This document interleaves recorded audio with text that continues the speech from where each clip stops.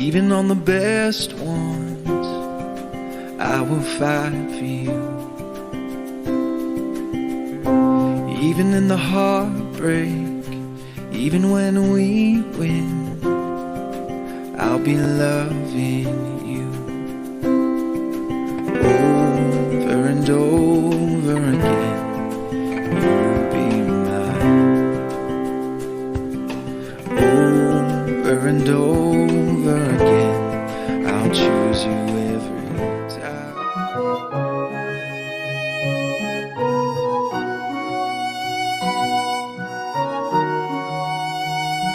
कलवरी के पास खड़ा हो, खून की धारा देखता जा, तेरे पापों का यही दाम दिया है मसीह यीशु ने।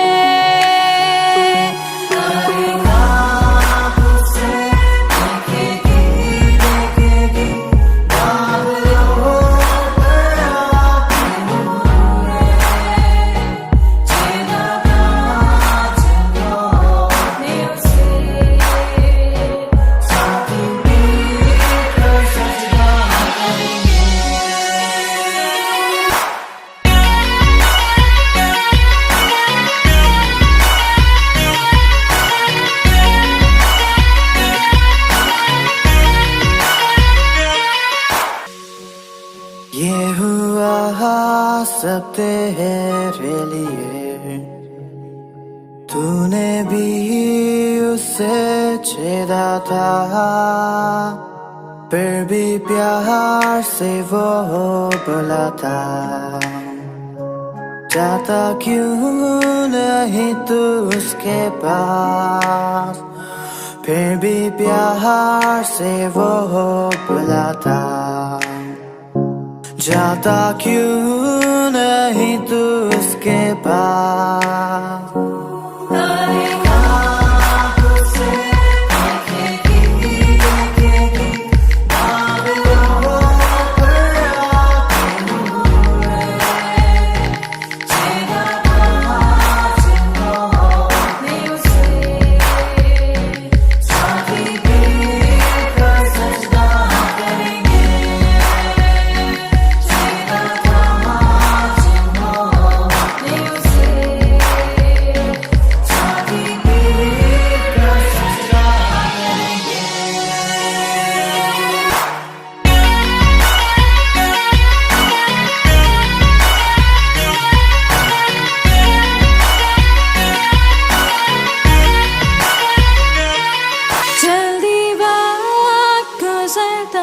चाहता है, रात अंधेरी आती है, तौबा कर दरवाजा होगा बंद, कुछ ना होगा वे पछताने से।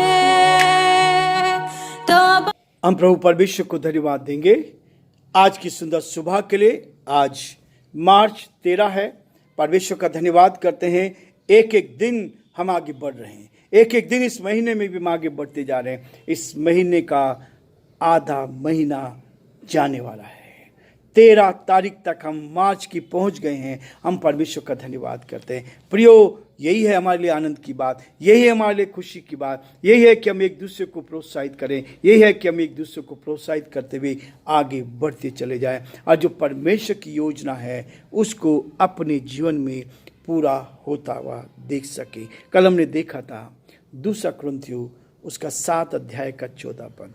आज फिर से मैं इस बात को पढ़ना चाहूँगा। 15 और 16 पद को लिखा है, जब उसको तुम सब के आज्ञाकारी होने का स्मरण आता है कि कैसे तुमने डरते और कांपते हुए उससे भेंट की, तो उसका प्रेम तुम्हारी ओर और भी बढ़ता जाता है।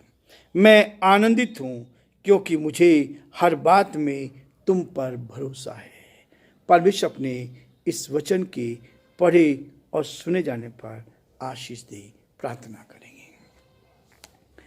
जीवन की अच्छी आशीषों के देने वाले हमारे उद्धारकर्ता प्रभु, हम आपके नाम को धन्य कहते हैं, हम आपकी बड़ाई करते हैं आज की सुबह के लिए, जो सुंदर सुबह प्रभु जी आपने में दी है कि हम आपके पवित्र सिंहासन के सम्मुख आ जाएं, आपकी निकटता में आ जाएं, आपके प्रेम का एहसास कर सके। यदि हमसे कोई भूल हुई है, कोई गुनाह हुआ है प्रभु, उसके लिए हम आपसे क्षमा प्रार्थना हैं। हमारे अपराधों को क्षमा कर, हमें शुद्ध कर दे, पवित्र कर दे, और आज का दिन हमारे लिए बड़ी आशीष का दिन बन जाए। आज के दिन में हम आपकी महिमा को देख पाए, अंधकार की दुष्ट की वो सारी चालें यीशु नासरी के नाम से दूर की जाए, और जो आपकी योजना है उसको पूरा कर सके।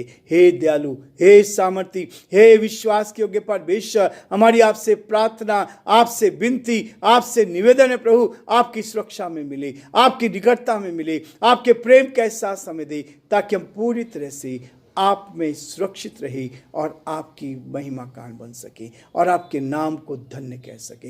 हे दयालु, हे सामर्थ्य, विश्वास के परमेश्वर, हम प्रार्थना करते हैं हमारे प्रदेश राजस्थान के लिए, इस प्रदेश पर आपकी आशीष हो। यहाँ के मुख्यमंत्री भजनलाल जी के लिए प्रार्थना करते हैं, आपका हाथ उन पर बना रहे, ताकि वो आगे बढ़े, बीमारी से, परेशानी से, कठिनाई से बचे रहें, जीवन में आगे बढ़ें। जो जिम्मेदारी मिली है उसको ईमानदारी से पूरा करने में आप उनकी मदद करें। हम प्रार्थना विनती करते हैं हमारे देश के लिए, देश के प्रधानमंत्री के लिए, देश की राष्ट्रपति के लिए प्रार्थना करते हैं, आप उनको भी आशीष दें, उनको संभाल, हर गलत काम से बचाएं, आपकी सुरक्षा साथ बनी रहे, ताकि सब बातों के द्वारा आपका नाम ऊंचा किया जाए। हमारे सारे श्रोताओं के लिए, सारे भाई बहनों के लिए जो आज हमारे साथ जुड़े हैं, यीशु के नाम से हम आशीष की घोषणा करते हैं और प्रार्थना करते हैं, हर एक को अपने हाथों में ले, आत्मा से भर दे, सामर्थ्य से भर दे, शक्ति से भर दे, और आज का दिन हर एक के लिए शुभ दिन हो सके। आज के दिन में बीमारी से, परेशानी से, कठिनाई से बचे रहें और आपकी महिमा कान बनते जाएं। सारी महिमा हम आपको देते हुए विनती को अपने प्रभु, अपने उद्धारकर्ता यीशु मसीह के नाम से मांगते हैं, आमीन। प्रियो, कल हम देख रहे थे बीमारियों से कैसे छुटकारा मिलता है। तो सब बातों में उन्नति कर और बीमारियों से छुटकारा पाए। तो डहा को छोड़ दे, बीमारियों से छुटकारा पाए। तो प्रेम को ले ले, बीमारियों से छुटकारा पाए। तो द्वेष छोड़ दे, रोष छोड़ दे, ईर्ष्या छोड़ दे, तो क्या होगा? बीमारियां आपके जीवन से हटती जाएगी। कड़वाहट को दूर करना है। कड़वाहट हमारे जीवन में नहीं होनी चाहिए, घमंड हमारे जीवन में नहीं आना चाहिए। परमेश्वर चाहता है इन सब को निकाल कर हम परमेश्वर के चरणों में अपने आप को समर्पित करें और चंगाई प्राप्त करें। बाइबल इसी बात को कहती है, ये डाह के कारण, द्वेष के कारण, क्षमा ना करने वाली आत्मा के कारण बीमारियां हमारे जीवन में आती हैं, और फिर बड़ी बड़ी बीमारियां आती हैं। आज्ञा ना पालन करने के कारण बीमारियां हमारे जीवन में आ जाती हैं। इसलिए प्रियो, बीमारी से छुटकारा पाना है तो जीवन में से द्वेष निकाल दे, जीवन में से डाह निकाल दे और निश्चित चंगाई को प्राप्त करें। ऐसी चंगाई जो परमेश्वर देता है, ऐसी चंगाई जो परमेश्वर की ओर से होती है। और परमेश्वर कहता है, आप केवल विश्वासियों के साथ ही नहीं, परंतु सबके साथ मेल मिलाप रखें। सबके साथ मेल मिलाप रखेंगे, तब आपको क्या होगा? सारे मामले आपके सुलझते जाएंगे, सारे मामले सुलझते जाएंगे। प्रियो, ये चंगाई सब चाहते हैं।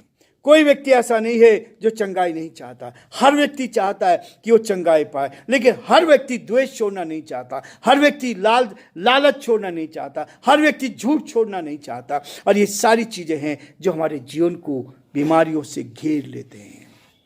आज बहुत नॉर्मल है, बहुत सारे लोगों के पास डायबिटीज़ हो गई है, ठीक से खाना भी नहीं खा सकते, डायबिटीज़ हो गई है। डायबिटीज़ के कारण हम खाना नहीं खा सकते, इसको नहीं खाना, उसको नहीं खाना, मीठा नहीं खा सकते, ये नहीं हो सकते। प्रियो, परमेश्वर ने मुझे आपको बनाया है ताकि हम डाह को छोड़े, जलन को छोड़े, एक दूसरे के विरोध में काम करना छोड़ दे। तब परमेश्वर कहता है, आप चंगाई आपके जीवन में होगी, आपके जीवन में चंगाई होगी। और इसलिए कहता है, हम किसी को चोट ना पहुंचाए, दोष रहित जीवन होना चाहिए, किसी के ऊपर दोष लगाने वाला नहीं होना चाहिए। परमेश्वर चाहता है कि हम दोष ना लगाएं। एक दूसरे पर दोष ना लगाएं। यीशु मसीह ने बहुत स्पष्ट किया है, हम इन बातों को मानना नहीं चाहते, हम दोष लगाना छोड़ते नहीं हैं। इसलिए वो कहता है कि परमेश्वर मुझे और आपको कहता है, जब उसको तुम सबके आज्ञाकारी होने का स्मरण आता है, जब हम आज्ञाकारी बनते हैं इस परमेश्वर के, तब क्या होता है, हमारे जीवन में आशीष आना शुरू होता है। लोग आपसे आनंदित रहेंगे, लोग आपके साथ आप आनंद के साथ आपसे मिलेंगे, लोग आपके जीवन को देखकर आशीष को प्राप्त करते जाएंगे। जब तीतुस यहाँ पर कुरिन्थियुस में आया तो वहाँ पर जब इन लोगों से मिला, इस कलीसिया से मिला, तो वो आनंदित हुआ, और न केवल आनंदित हुआ परंतु इस बात के लिए वो खुश हुआ कि जो आज्ञाकारिता, आज हमारे पास आज्ञाकारिता होनी चाहिए। बीमारी से बचने के लिए हम अपने माता पिता के आज्ञाकारी बने, हम बड़ों के आज्ञाकारी बने, जो अधिकार दिया गया है हम उनके आज्ञाकारी बने, जो नियम और कानून देश के बनाए गए हैं हम उनके प्रति आज्ञाकारी बने, हम समय पर अपने जीवन में जो सरकार को टैक्स देना है उस टैक्स को समय पर दें। जो टैक्स आप दे सकते हैं उस टैक्स में चोरी ना करें, बीमारियों से बचे रहेंगे। जो नियम और कानून है देश के, उनका पालन करें ताकि आप बीमारियों से बचे रहें। यह है वो कारण जिसके कारण बीमारियां हमारे जीवन में आती है, जिसके कारण बीमारियों में हम जूझते हैं। सारा पैसा, हमारी सारी कमाई इन बीमारियों में जाती है, इन बीमारियों में चली जाती है। इसलिए प्रियो, इसमें वो कहता, यदि आप उनसे व्यक्तिगत रीति से मिल सकते हैं, जिनके साथ आपका मतभेद है, जिनके साथ आपके मतभेद है, जाइए और उनके साथ संपर्क बनाइए। आप जाके उनके लिए प्रार्थना कीजिए, आप उनसे बातचीत करें। यदि आपसे भूल हुई है तो क्षमा मांगे। प्रियो, यह है मसीह जीवन का सही रहस्य। यदि आप एक दूसरे के साथ जाते हैं, और मैंने अपने जीवन में करके देखा, ऐसे ऐसे लोगों के साथ जाके, उनके घर पे जाके मैंने उनसे बातचीत करी, प्रार्थना की, और इस बात के लिए कहा कि हमें इस संसार में कितने दिन जीना है। प्रियो, जब तक आप इस संसार में हैं, एक दूसरे के साथ मेल मिलाप कर लें। यीशु मसीह ने कहा, यीशु मसीह ने बहुत स्पष्ट कहा है। यदि आप इस बात को देखते हैं, यीशु मसीह मुझे और आपको हर कदम पर समझाना चाहता है ताकि हम क्या करें, एक दूसरे के साथ मेल मिलाप रखें, एक दूसरे के साथ मेल मिलाप रखें। और जितना अधिक एक दूसरे के साथ मेल मिलाप रखेंगे, उतना अधिक आप आगे बढ़ते जाएंगे, और न केवल आगे बढ़ेंगे परंतु परमेश्वर की उस सामर्थ को, परमेश्वर की शक्ति को अपने जीवन में हर कदम पर महसूस करते जाएंगे, और परमेश्वर आपके जीवन को बहुत बड़ी आशीष से भरता चला जाएगा, ताकि आप जीवन में उन्नति करते चले जाएं और परमेश्वर की महिमा का कारण बनते जाएंगे। क्योंकि प्रियो, परमेश्वर का वचन हर कदम पर मुझे और आपको कहता है, इस बात के लिए कहता है ताकि हम एक दूसरे को क्षमा करें, एक दूसरे के साथ आशीष का कारण बनते जाएं, और जो परमेश्वर की योजना है उसको अपने जीवन में पूरा होते चले जाएं। और यदि आप ऐसा करते हैं तो परमेश्वर आपके जीवन को उन्नति की ओर लेता चला जाए। कहता है, सावधान, तुम मनुष्य को दिखाने के लिए अपने धर्म के काम ना करो, नहीं तो अपने स्वर्गीय पिता से कुछ भी फल नहीं पाओगे। सावधान, मनुष्य को दिखाने के लिए कोई काम नहीं करना है, धर्म के काम नहीं करना है। और इसलिए वो कहता है कि हम परमेश्वर के साथ उस आशीष को प्राप्त करते जाएं, ताकि हम एक दूसरे को क्षमा करते चलें और एक दूसरे के साथ क्या करें, संगति करते जाएं, और अपने जीवन में उस उन्नति को लेते चले जाएं। प्रियो, परमेश्वर का वचन है जो आपको प्रोत्साहित करता है, मुझे प्रोत्साहित करता है, ताकि हम एक साथ आगे बढ़कर परमेश्वर की महिमा करें। जब आप कहते हैं तुमसे डरते और कांपते हुए उससे भेंट की, तो उसका प्रेम तुम्हारी ओर और भी बढ़ता गया। जब हम एक दूसरे का आदर करते हैं, सम्मान करते हैं, जब एक दूसरे को आदर की भावना से देखते हैं, तब उनके प्रति हमारा प्रेम और बढ़ जाता है। इसलिए प्रियो, आप एक दूसरे को बहुत आदर के योग्य समझे, क्योंकि हर मनुष्य के अंदर परमात्मा रहता है।